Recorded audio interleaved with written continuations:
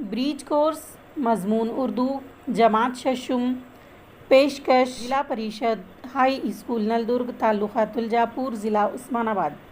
अमली सरगर्मी नंबर 2। आज हम अल्फाज पर से नुक्ते हटाकर लफ्ज़ की तब्दीली को समझेंगे। नुक्तों को हटाकर बामानी अल्फाज तैयार करेंगे।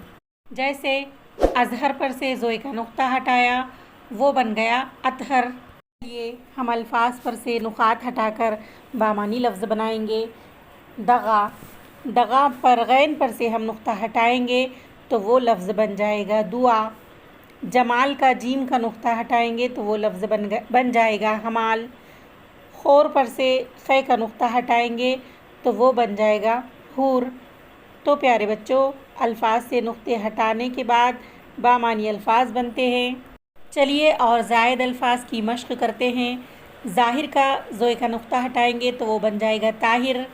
रोशन का शीन का और नून का नुक्ता हटाएंगे तो वो बन जाएगा रूस। साजिश का ज़े और शीन के नुक्ते हटाएंगे तो वो बन जाएगा सारस। ज़ख्म पर से ज़े और ख़ै के नुक्ते हटाएंगे तो वो बन जाएगा रहम।